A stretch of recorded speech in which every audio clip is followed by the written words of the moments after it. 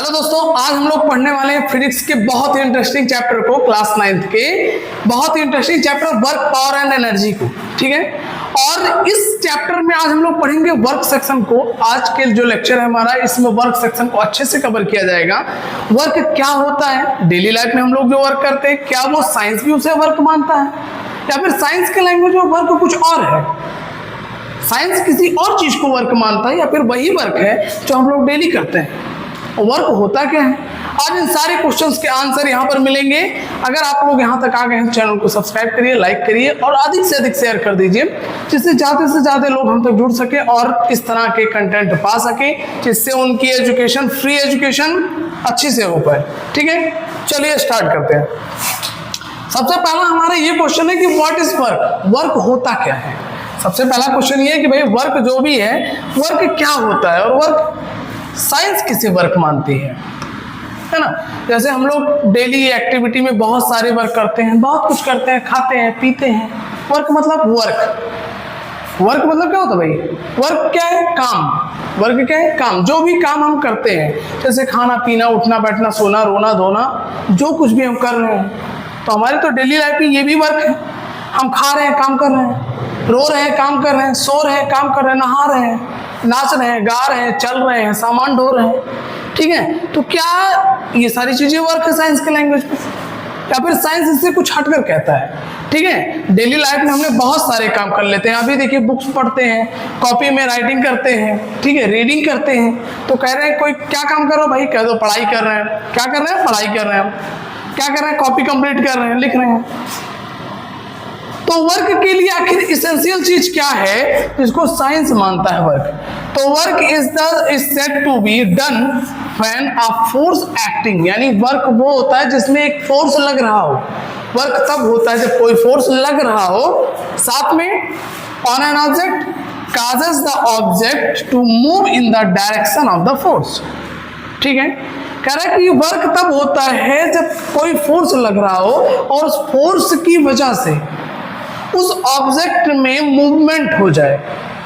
उस वर्क, उस फोर्स की वजह से उस ऑब्जेक्ट में मूवमेंट हो जाए, साथ में मूव किधर होना चाहिए, इन the direction of the force. Force के डायरेक्शन में मूवमेंट हो, तो उस केस में, यानी सीधा सा बात हम कहें कि अगर हम वर्क कर रहे हैं, तो साइंस कहता है कि वर्क तब मानूंगा बेटा जब तुम फोर्स लगाओ और उस फोर्स की वजह से उस ऑब्जेक्ट में मूवमेंट हो जाए। अगर हमने फोर्स लगाया, किसी चीज को ढकेला, जैसे हमने इसको मान लीजिए ढकेल रहे हैं इसको, ठीक है, पुश कर रहे हैं इसको, ठीक है, या फिर तुम्हें कोई धक्का दे, और धक्का देने के बाद अगर तुम्हारे अंदर मूवमेंट आ गया, मतलब उसने वर्क किया। ठीक है, अगर तुम्हारी बॉडी मूव की तो उसने वर्क किया, और अगर नहीं की तो नहीं किया। जैसे यहाँ पर देखिए, पुश कर रहा है इसको, ठीक है, यहाँ पर पुशिंग हो रहा है। फोर्स क्या होता है, पुश और पुल, पुश और पुल, ये फोर्स। तो यहाँ पर देखिए पुश कर रहा है इसको, यहाँ पर देखिए ये सिर पे अपने उठाए हुए हैं इसको, ठीक है, स्कूल बैग को। यहाँ पर देखिए इसको कार्ड को खींच रहा है, पुल कर रहा है। ठीक है, यहाँ पर पुलिंग हो रहा है, यहाँ पर पुशिंग हो रहा है, और यहाँ पर लिफ्टिंग हो रहा है। क्या इन सारे केस में वर्क है? क्या इन सारे केस में साइंस वर्क मान रहा है? ठीक है, अभी इसको और डिटेल में आगे समझते हैं, तब फिर समझते हैं कि भाई अगर हमने फोर्स भी लगाया, डिस्प्लेसमेंट भी हुआ, तो भी क्या हर केस में वर्क होता है? एक क्वेश्चन अभी और है। ठीक है, तो अभी इतना समझिए कि जैसे क्या चीजें होनी चाहिए। सबसे पहला तो ऑब्जेक्ट पे फोर्स लगना चाहिए, और दूसरा ऑब्जेक्ट फोर्स लगने की वजह से मूव होना चाहिए, ऑब्जेक्ट में मूवमेंट होना चाहिए। बात समझ रहे हैं? फोर्स लगना चाहिए, फोर्स लगने की वजह से उसमें मूवमेंट होना चाहिए ऑब्जेक्ट में। ठीक है, कंडीशन की वही बात करने जा रहे हैं कि क्या कंडीशन है, दो कंडीशन है। सबसे पहला कंडीशन कि उस पर फोर्स लगना चाहिए, और दूसरा force must acting, force must acting, force जरूर लगना चाहिए, हर हाल में फोर्स लगना चाहिए। ठीक है, कोई भी ऑब्जेक्ट है उस पर फोर्स लगना चाहिए। If no force acts on the object, no work. ध्यान रखिएगा, अगर फोर्स हम नहीं लगाएं तो वर्क नहीं माना जाएगा। ऐसे हम चुपचाप ऐसे बैठे और बुक्स को देख रहे हैं, पढ़ रहे हैं, पढ़ रहे हैं, पढ़ रहे हैं, मन में पढ़े जा रहा है, पढ़े जा रहे हैं। कोई यार बेटा क्या कर रहा हूँ, रीडिंग कर रहा हूँ, तो रीडिंग हमारे डेली लाइफ में जो लोग पूछते हैं भाई क्या कर रहे हो, उसके लिए तो वर्क है कि पढ़ना एक वर्क है, पढ़ रहे हैं हम तो एक काम कर रहे हैं। लेकिन साइंस कहता है कि क्या तुमने कोई फोर्स लगाया, साइंस कहता है क्या तुमने कोई फोर्स लगाया। अगर तुमने फोर्स नहीं लगाया तो साइंस कहेगा बेटा तुमने कोई काम नहीं किया, तुम 4 घंटे 10 घंटे बैठ करके बुक को देख करके पढ़ते रहो। अगर तुमने फोर्स नहीं लगाया तो वहां पर तुम्हारा वर्क नहीं माना जाएगा, वर्क नॉट डन। समझ रहे हो? तो अगर हम जैसे a book lying on the table experience no external force that causes motion, कोई भी ऐसा एक्सटर्नल फोर्स नहीं हो फील कर रहा है जिससे वो मोशन में आए, वहां पर कोई काम हो रहा है नहीं हो रहा है। ठीक है, तो पहला क्या समझ में आया भैया, फोर्स लगना चाहिए। पहला क्या समझ में आया, फोर्स मस्ट एक्ट। दूसरा क्या, डिस्प्लेसमेंट मस्ट ऑकर, डिस्प्लेसमेंट जरूर होना चाहिए। अगर हमने पूरी ताकत लगा दी, फोर्स पूरा लगाया और वहां पर डिस्प्लेसमेंट नहीं हुआ तो वर्क नहीं माना जाएगा, साइंस कहेगा तुमने कुछ नहीं किया, है ना। जैसे ये बच्चा देखो दीवार को पुश कर रहा है, ढकेले जा रहा है, ढकेले जा रहा है इस दीवार को, ठीक है, इस धकेल रहा है, तो क्या दीवार वहां से डिस्प्लेस हो जाएगी, दीवार वहां से डिस्प्लेस हो जाएगी, इसके अंदर इतनी ताकत है। अगर एक दीवार को डिस्प्लेस नहीं कर पा रहा है तो चाहे अपनी पूरी शरीर की सारी एनर्जी जो सारा फोर्स लगा डाले, जितना ताकत हो इसके अंदर लगाए अपनी पूरी फोर्स, तो क्या यहाँ पर ये दीवार को डिस्प्लेस कर पाएगा। अगर ये दीवार को डिस्प्लेस नहीं कर पाएगा तो यहाँ पर वर्क डन नहीं माना जाएगा। बात समझ रहे हैं? तो डिस्प्लेसमेंट मस्ट ऑकर, डिस्प्लेसमेंट जरूर होना चाहिए। If the object does not move after applying force work done is zero, work done कितना हो जाएगा, zero. Trying to push a wall that does not move, move नहीं हो रहा है इसका मतलब नो वर्क। बात समझ में? No displacement no work, no force no work. बात समझ में? डिस्प्लेसमेंट नहीं हुआ तो भी काम नहीं हुआ, और अगर डिस्प्लेसमेंट होने से पहले अगर हम वर्क ही नहीं, अगर हम फोर्स ही नहीं लगा रहे हैं तो भी वर्क नहीं होगा। बात समझ में? तो motion should have a component along force, motion should have a component along force, मतलब अगर हम फोर्स लगा रहे हैं भैया, हम फोर्स तो लगा रहे हैं, लेकिन फोर्स लगा रहे हैं तो अगर उससे मोशन हो रहा है तो हमारा फोर्स का डायरेक्शन क्या है और मोशन का डायरेक्शन क्या है, ये सबसे इंपॉर्टेंट पॉइंट है। कई बार क्या होता है हमने फोर्स भी लगाया, मोशन भी हुआ, लेकिन फिर भी साइंस कहेगा बेटा तुमने कोई काम नहीं किया, तुम्हारा वर्क डन इज जीरो। कहोगे यार दिमाग खराब है क्या, हमने फोर्स भी लगाया, डिस्प्लेसमेंट भी हुआ, तो वर्क डन जीरो कैसे हो गया। तो इसके लिए केस क्या होता है, अगर तुम्हारा भैया 90 डिग्री का एंगल बना, मान लो तुमने फोर्स ऊपर की तरफ लगाया, डिस्प्लेसमेंट आगे की तरफ हुआ, तो यहां पर क्या होगा भाई, वर्क डन जीरो। जैसे मान लीजिए हम चल रहे हैं, चलते वक्त हम फोर्स कैसे लगा रहे हैं, या तो हम दीवार को, जमीन को, हम ग्राउंड को हम पुश करेंगे और ग्राउंड की तरफ से न्यूटन्स थर्ड लॉ के अकॉर्डिंग एक्शन रिएक्शनल फोर्स लगेगा और वो हमें ऊपर की तरफ ढकेलेगा। ठीक है, हमने नीचे दबाया, उसने ऊपर ढकेला और हम चल कहाँ रहे हैं, आगे। कितने डिग्री का एंगल बन रहा है भाई, 90 डिग्री का एंगल बन रहा है। 90 डिग्री का जब एंगल बनता है तो वहां पर वर्क डन कितना माना जाता है, परपेंडिकुलर केस में, परपेंडिकुलर केस में नो वर्क, यानी हम चले जा रहे हैं, चले जा रहे हैं, चले जा रहे हैं, चले जा रहे हैं, काम किया नहीं किया। क्यों नहीं किया, फोर्स और डिस्प्लेसमेंट के बीच का जो एंगल है दोनों का वो कितना है, 90 डिग्री। और अगर 90 डिग्री का एंगल बना तो वर्क डन जीरो, परपेंडिकुलर के केस में no work done. If force act but displacement is perpendicular to force, work done is zero. अगर फोर्स लगा लेकिन डिस्प्लेसमेंट परपेंडिकुलर है फोर्स के तो वर्क डन कितना होगा भाई, जीरो होगा। बात समझ में आया? तो सीधी लैंग्वेज में कह सकते हैं कि हमारा फोर्स भी लगना चाहिए और डिस्प्लेसमेंट भी होना चाहिए। बात समझ में आया?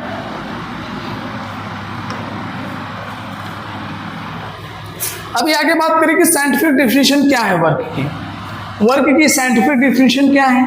ठीक है, तो देखिए, work is equal to the product of force and displacement in the direction of force. Work क्या होता है, वर्क प्रोडक्ट होता है फोर्स और डिस्प्लेसमेंट का, वो डिस्प्लेसमेंट जो कि डायरेक्शन में किसके हो रहा है, फोर्स के। ठीक है, तो वर्क क्या हो जाएगा, equal to the product of force and displacement in the direction of force, जिसको हम वर्क को किससे दिखाएंगे मेरे भाई, W से। वर्क को किससे दिखाएंगे, W से। फोर्स को किससे रिप्रेजेंट करते हैं, F से। और डिस्प्लेसमेंट को किससे रिप्रेजेंट करते हैं, S से। तो W इक्वल क्या हो जाएगा, Fs। W इक्वल Fs, ये हो जाएगा हमारा वर्क डन का फार्मूला। ये हो जाएगा हमारा क्या, वर्क डन का फार्मूला। ऐसे निकल के आएगा कि work done is equal to the product of force and displacement. Work done is equal to the product of force and displacement in the direction of force. ठीक है, तो वर्क डन क्या होता है, फोर्स और डिस्प्लेसमेंट का product होता है। ठीक है, तो W क्या है मेरे भाई, वर्क डन, फोर्स क्या है, अप्लाइड फोर्स, और S क्या है, डिस्प्लेसमेंट। बात समझ में आया? तो ये हो जाएगा हमारा फॉर्मूला। यहाँ पर SI यूनिट इसकी क्या होती है, जूल, जो कि साइंटिस्ट के नाम पे पढ़ा था, जूल के नाम पे ही जूल पढ़ा है। ठीक है, तो ये SI यूनिट इसकी क्या हो जाएगी, जूल, जिसको किससे रिप्रेजेंट करते हैं, J से। J से क्या रिप्रेजेंट करते हैं मेरे भाई, जूल। J से क्या रिप्रेजेंट करते हैं, जूल। ठीक है, तो जूल को किससे रिप्रेजेंट करेंगे, J से। ठीक, अब कहोगे कि जूल क्या है चीजें, जूल क्या है भाई, 1 जूल कितना होता है। ठीक है, तो जैसे हम दो चीजें कर रहे हैं, एक तो हम फोर्स लगा रहे हैं, दूसरा डिस्प्लेसमेंट हो रहा है। हमने फोर्स लगाया, उस फोर्स लगाने की वजह से क्या हो रहा है, डिस्प्लेसमेंट हो रहा है। क्या हो रहा है, डिस्प्लेसमेंट। हम फोर्स अप्लाई कर रहे हैं, फोर्स लगाने की वजह से क्या हो रहा है, डिस्प्लेसमेंट। तो कहोगे एक बात बताओ भैया, फोर्स की यूनिट क्या है, तो कहेंगे फोर्स की यूनिट तो न्यूटन है। अच्छा, डिस्प्लेसमेंट की यूनिट क्या है, डिस्प्लेसमेंट की यूनिट मीटर है। यहाँ पर क्या लग रहा है, मल्टीप्लाई, यानी न्यूटन इंटू मीटर ही क्या होता है, जूल।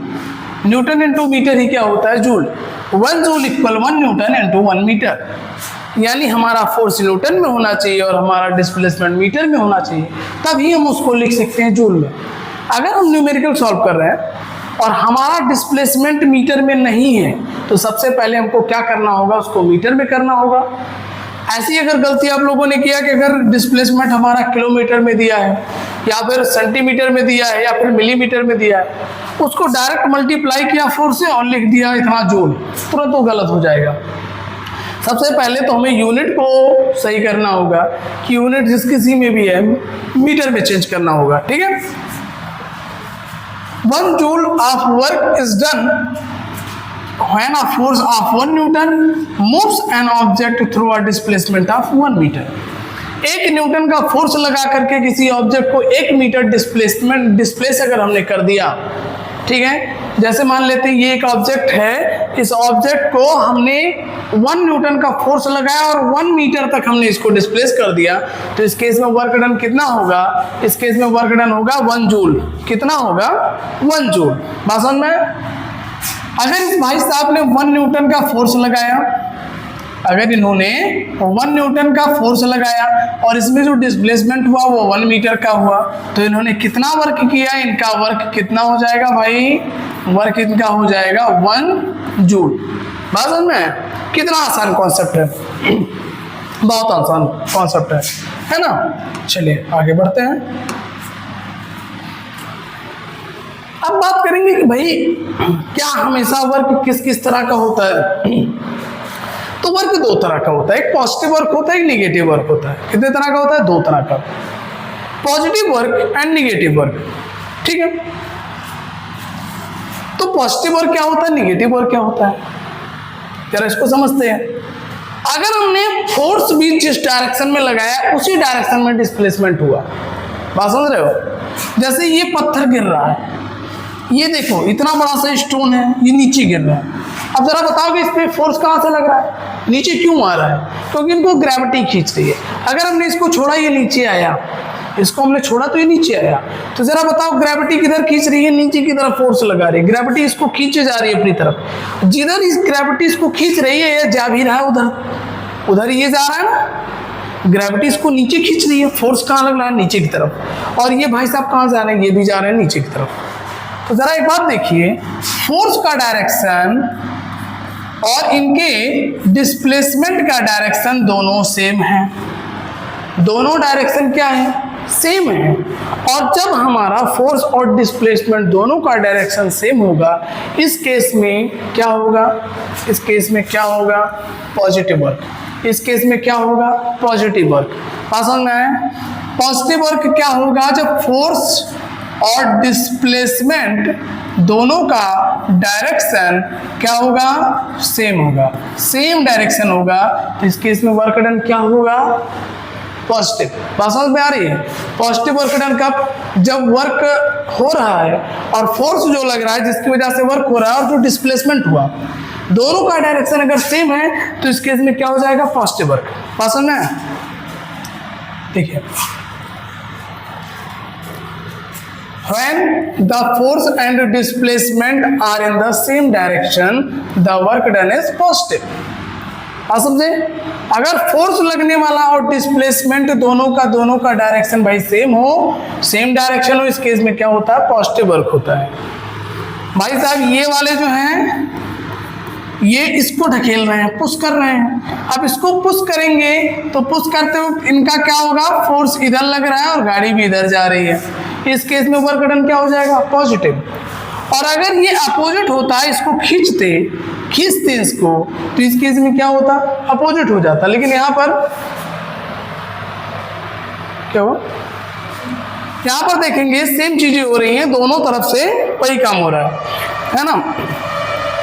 इन्होंने इसको ऊपर की तरफ उठाया, अब इन्होंने फोर्स किधर लगाया, जैसे मान लो हम इसको उठा रहे हैं, अब इसको हम उठाएंगे तो हम फोर्स किधर लगा रहे हैं, ऊपर की तरफ। डिस्प्लेसमेंट भी क्या हो रहा है, ऊपर की तरफ। इसको हम उठा रहे हैं तो ये नीचे से ऊपर की तरफ हम इसको ला रहे हैं और इसमें फोर्स भी लग रहा है ऊपर की तरफ, डिस्प्लेसमेंट भी क्या हो रहा है, ऊपर की तरफ। तो इस केस में वर्क डन कैसा होगा, पॉजिटिव होगा। इस केस में वर्क डन क्या होगा, पॉजिटिव।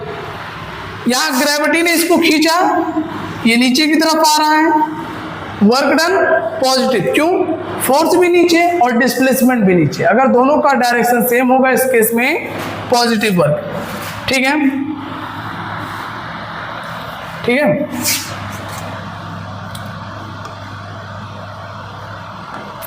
ग्रेविटी जब वर्क करती है तो वहां पर भी पॉजिटिव वर्क होता है। अब दूसरा केस हमारा आ गया निगेटिव वर्क।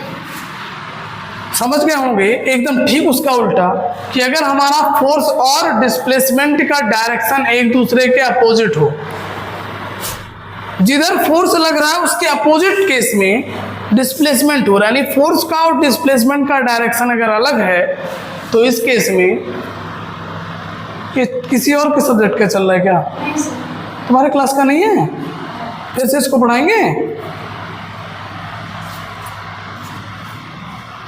अगर फोर्स का और डिस्प्लेसमेंट का डायरेक्शन एक दूसरे के अपोजिट है, फोर्स अलग डायरेक्शन में लग रहा है, डिस्प्लेसमेंट अलग डायरेक्शन में हो रहा है, तो इस केस में वर्क डन कैसा होता है भाई, निगेटिव होता है। वर्क डन कैसा होता है, निगेटिव होता है। ठीक है, फोर्स और डिस्प्लेसमेंट का अगर डायरेक्शन अपोजिट है तो इस केस में वर्क डन कैसा होगा, निगेटिव होगा। वर्क डन कैसा होगा, निगेटिव होगा। ठीक है, जैसे यहां पर देखेंगे एग्जांपल्स, भाई यहां पर देखेंगे कि ऑब्जेक्ट को मान लेते हैं डिस्प्लेसमेंट इधर हो रहा है, अपने आप सरक रही है। ठीक है, स्लाइडर है, सरक रही है नीचे की तरफ। अब यहां पर फ्रिक्शन फोर्स कितना काम किया, बात करेंगे फ्रिक्शन फोर्स कितना काम किया। तो भाई फ्रिक्शन लग रहा है इधर, डिस्प्लेसमेंट हो रहा है इधर, तो उसका वर्क डन कितना होगा, कैसा होगा, निगेटिव होगा। ठीक है, यहाँ पर देखिए कार चल रही है, ब्रेक लगा दी, तो अभी कार तो इधर चल रही है, लेकिन फोर्स लगा रहा है ब्रेक, पीछे की तरफ झटका देता, पीछे की तरफ रोकने की कोशिश करता। फोर्स किधर लगाएगा, पीछे। जब ब्रेक लगाएंगे तो ब्रेक में रोकने की कोशिश करता है, उसके अगेंस्ट फोर्स लगाता है। गाड़ी आगे की तरफ जा रही है, उसके जब अगेंस्ट फोर्स लगाएंगे तभी गाड़ी रुकेगी, उसी के डायरेक्शन में लगाएंगे तो गाड़ी नहीं रुकेगी।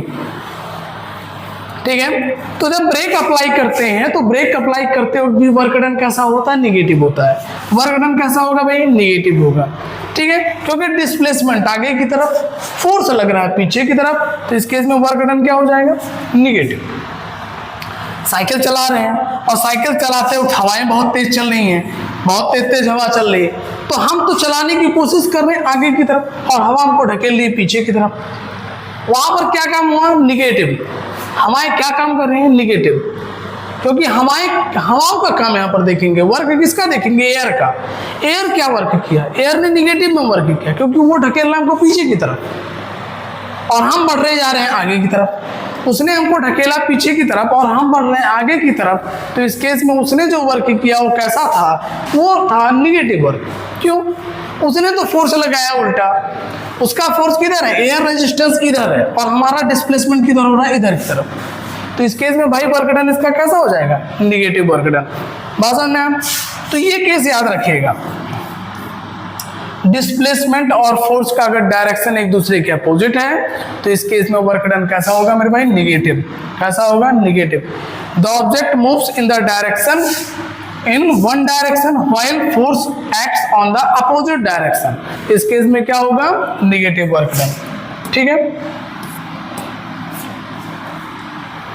जीरो वर्क कब होगा? कौन कौन सा केस होगा जीरो वर्क का? यानी वर्क डन हो ही नहीं रहा है, हम काम कर रहे हैं लेकिन वर्क डन नहीं हो रहा है, जीरो वर्क हो रहा है। कौन कौन सा केस है वर्क जीरो होने का?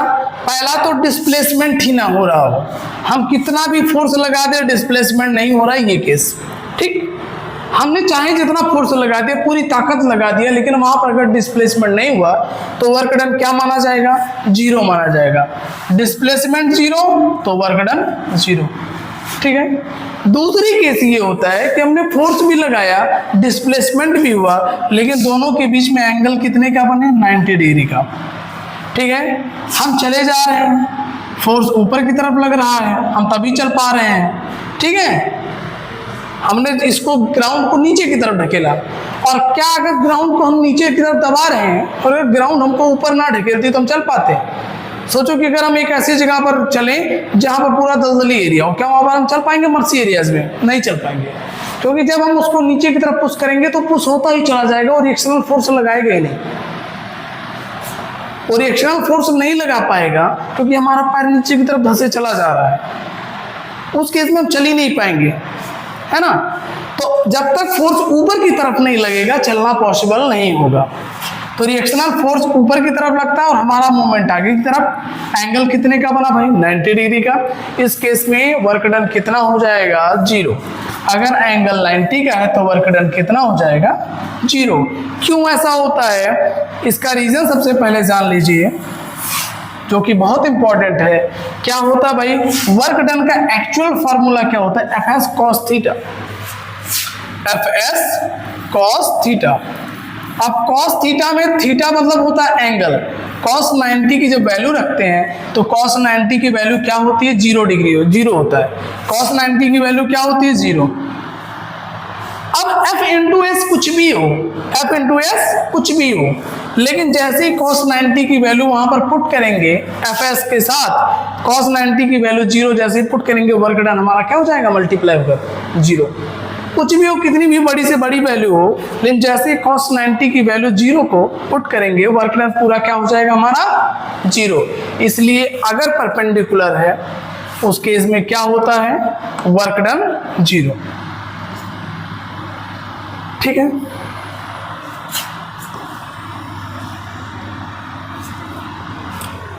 यहां से आगे आते हैं mathematical form of work. Work का मैथमेटिकल फॉर्म देखते हैं। ठीक है। वर्क का मैथमेटिकल फॉर्म, अगर एंगल 0 है, अगर एंगल 0 डिग्री है, मतलब क्या कि भाई साहब इधर है फोर्स भी लग रहा है, मतलब क्या होता है कि इधर ये फोर्स भी लग रहा है और इधर ये डिस्प्लेसमेंट भी हो रहा है, तो दोनों के बीच का एंगल कितना बनेगा? 0 बनेगा। किसके किसके एंगल? किसकी बात हो रही है? फोर्स एंड डिस्प्लेसमेंट की। Force and displacement. ठीक है। फोर्स और डिस्प्लेसमेंट के बीच का अगर एंगल 0 डिग्री है पॉजिटिव वर्क, एंगल 90 डिग्री है 0 और एंगल 180 डिग्री है, यानी भाई साहब फोर्स इधर लग रहा है और वर्क डिस्प्लेसमेंट इधर हो रहा है, एंगल कितने का बना? 180 डिग्री का। एंगल कितने का बना? 180 डिग्री का। इस केस में निगेटिव वर्क। बात समझ में? इस केस में निगेटिव वर्क। एक्चुअल फार्मूला क्या होता है? F S cos theta. Actual formula क्या होता है? F S cos theta. 11th class में इसको अच्छे से पढ़ते हैं लोग। 11th क्लास में आता है डिटेल में एफ एस कॉस थीटा, वहां पर लगता है वर्क डन। वर्क जब 11th क्लास में पढ़ते हो वहां पर एफ एस कॉस थीटा देखते हैं, वहां पर कॉस थीटा की कई सारी वैल्यू आती है। 30 पर 45 पढ़ेंगे, 60 डिग्री पे पढ़ेंगे, और भी तमाम डिग्री पे पढ़ेंगे, बहुत सारे एंगल्स पे पढ़ेंगे।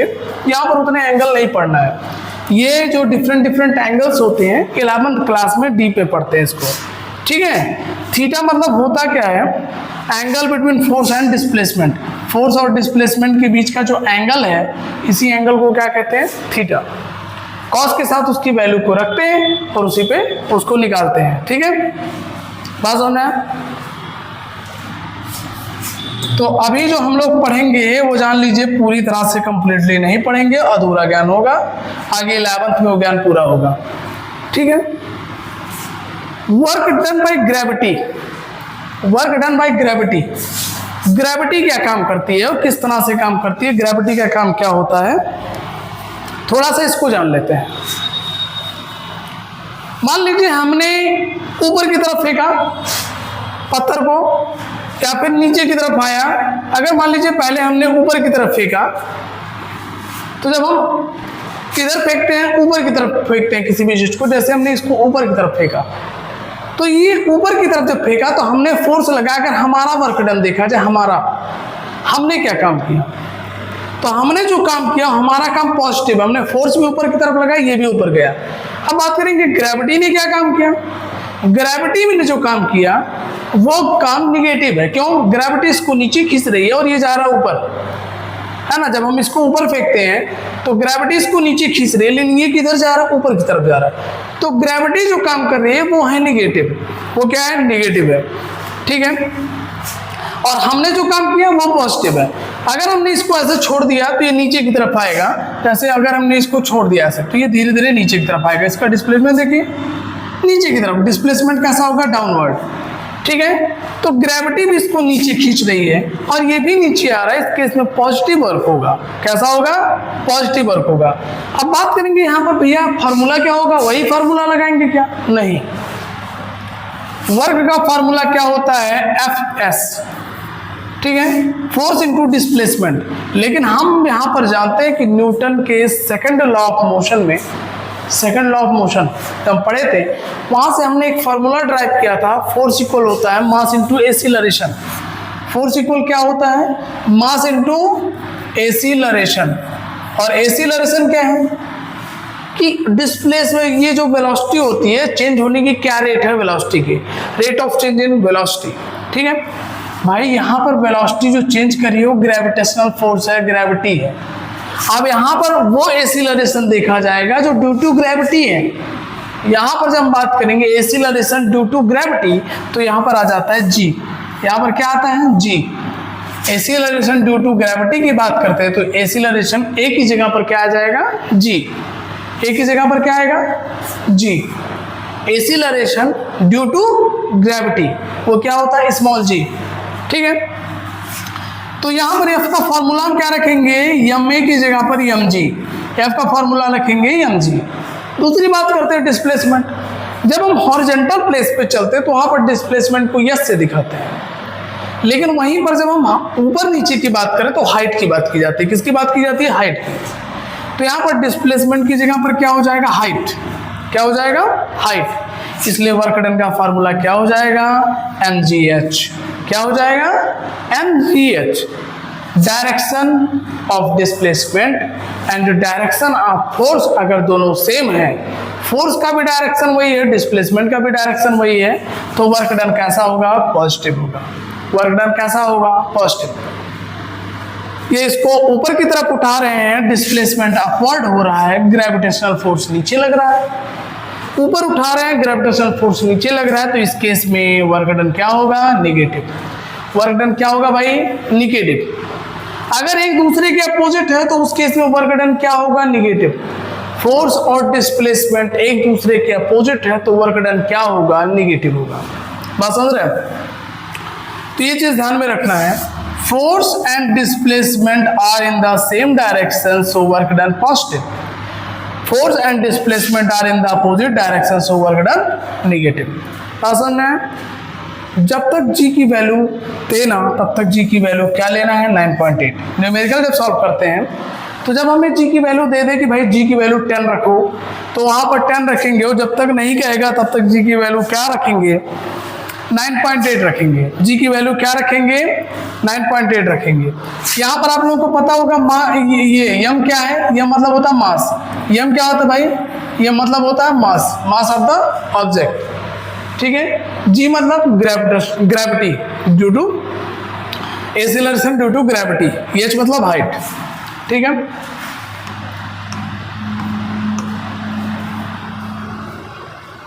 अब बात करते हैं इसके एग्जांपल्स पे, जो डेली लाइफ में हम लोग एग्जांपल देखते हैं वर्क के।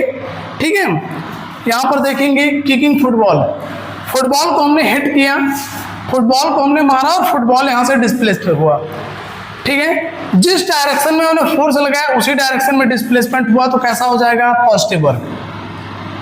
आगे की तरफ फोर्स भी लगा रहे हैं, इधर खींच रहे हैं और उधर ये डिस्प्लेस भी हो रहा है, पॉजिटिव वर्क। इसको जैसे हम किसी चीज को खींचते हैं तो ऐसे ऐसे खींचते हैं, ऊपर की तरफ इसको खींचे भी जा रहे हैं और ऊपर की तरफ पानी भी आ रहा है। तो जब हम किसी चीज को ऊपर फोर्स लगा रहे हैं, ऊपर की तरफ बाल्टी भी आई जा रही है पानी वाली, तो वर्क डन क्या हो जाएगा? पॉजिटिव।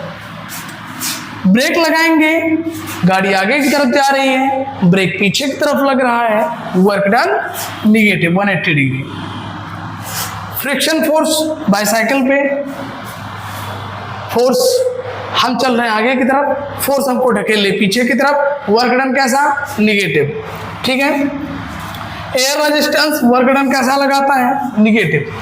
कोई चीज आगे की तरफ जा रही है, उस पर अगर फोर्स अपोजिट लगा तो वर्क डन कैसा हो जाएगा? निगेटिव। चुपचाप लेकर के 100 घंटे तक खड़े हैं, वर्क डन निगेटिव, क्योंकि डिस्प्लेसमेंट नहीं हो रहा है। अगर डिस्प्लेसमेंट नहीं हो रहा है तो वहां पर वर्क डन निगेटिव। ठीक है। पसंद है। खड़े हैं, पकड़ के खड़े हैं सूटकेस को, कोई मतलब नहीं है, भले तुम उसको उठाए हो, पकड़े हुए हो, लेकिन वहां पर डिस्प्लेसमेंट हो रहा है? नहीं। तुम थक जाओगे खड़े रहते रहते, लेकिन साइंस कहेगा बेटा तुमने कोई वर्क नहीं किया। दीवार को ढकेलते ढकेलते हालत खराब हो जाएगी, लेकिन साइंस कहेगा वर्क डन नहीं किया, क्योंकि दीवार तो अभी भी वही है। साइंस कहेगा बेटा तुमने कोई वर्क नहीं किया, दीवार तो अभी तक अपनी जगह से हटी ही नहीं, तो तुमने वर्क डन किया नहीं किया। ठीक है। कुछ एग्जांपल्स ले लेते हैं। जैसे कह रहा भाई मैं एक फोर्स लगा रहा हूँ 20 न्यूटन का, 20 न्यूटन का मैंने एक फोर्स लगाया इस पर, और 20 न्यूटन का फोर्स लगाने से इसमें जो डिस्प्लेसमेंट हुआ है 5 मीटर का हुआ है। 20 न्यूटन का फोर्स लगाया और डिस्प्लेसमेंट कितना हो? 5 मीटर का। तो क्या करेंगे? 20 न्यूटन फोर्स हो गया, डिस्प्लेसमेंट कितना हो गया? 5। कितना हो जाएगा? 25 100 जूल। ये हो जाएगा क्या मेरे भाई? Work done. सेम केस देखिए यहाँ पर जरा, 50 न्यूटन का इन्होंने फोर्स लगा दिया। Force of 50 Newton act an object. एक ऑब्जेक्ट पे 50 न्यूटन का फोर्स लगा है, लेकिन ऑब्जेक्ट जरा सा भी हिला नहीं, but the object does not move. Object नहीं हिला, इस केस में डिस्प्लेसमेंट कितना? 0। तो वर्क डन 0। ठीक। क्यों? क्योंकि वर्क डन जब निकालेंगे तो फोर्स इंटू डिस्प्लेसमेंट, फोर्स रखेंगे 50, डिस्प्लेसमेंट रखेंगे 0, वर्क डन कितना? 0। ठीक। भाई इन्होंने 30 न्यूटन का फोर्स लगाया, कितना लगाया? 30 न्यूटन का। कहां पर? अपोजिट टू डिस्प्लेसमेंट, डिस्प्लेसमेंट के अपोजिट लगाया और डिस्प्लेसमेंट की तरफ कितना हो रहा है? 4 मीटर का। तो भैया फार्मूले में क्या लगेगा? Minus F S. अब माइनस एफ एस में 34 जा 120 कितना है? माइनस में। माइनस ये दिखाता है कि फोर्स और डिस्प्लेसमेंट का डायरेक्शन एक दूसरे के अपोजिट है। माइनस ये शो करता है कि फोर्स और डिस्प्लेसमेंट का डायरेक्शन क्या है? एक दूसरे के अपोजिट है। बात समझ में आया? अभी हम लोग यहां पर देखेंगे कुछ शॉर्ट आंसर, कुछ शॉर्ट क्वेश्चंस देखेंगे। जैसे कह रहा है डिफाइन वर्क, पहले डिफाइन कर चुके हैं। State of unit of work, SI unit क्या होती है? जूल होती है। डिफाइन 1 जूल, पहले भी देख लिए कि 1 जूल कब होगा? जब 1 मीटर का के डिस्प्लेसमेंट, 1 न्यूटन का फोर्स लगाने से 1 मीटर का डिस्प्लेसमेंट होता है, तो उसको 1 जूल कहते हैं। 1 joule is the work done when a force of 1 Newton causes a displacement of 1 meter in the direction of force is called 1 joule। फिर क्वेश्चन अगला हमारा है when is work positive? Work positive कब होगा? when the force and displacement are the same direction। जब force और displacement दोनों के दोनों सेम डायरेक्शन में होंगे तो वर्क डन कैसा होगा? पॉजिटिव होगा। कह रहा when is the work done negative? Work done negative कब होगा भैया? जब force when the force acts in the opposite direction to the displacement, then work done is negative. कह रहा when is work zero, work zero कब होगा, जब force तो लगा रहे हैं डिस्प्लेसमेंट नहीं हो रहा, या फिर डिस्प्लेसमेंट कुछ भी वैल्यू दिया हो, वर्क फोर्स भी लग रहा हो लेकिन उनके बीच का एंगल 90 डिग्री बन रहा हो, तो उस केस में भी वर्क डन जीरो। ठीक है, ये वेरी शॉर्ट क्वेश्चंस थे कुछ प्रैक्टिस के लिए। ठीक है, यहाँ पर हमारे पास ढेरों सारे क्वेश्चंस है, इसका स्क्रीनशॉट ले लीजिएगा। स्क्रीनशॉट लेने के बाद इसको सॉल्व करिएगा।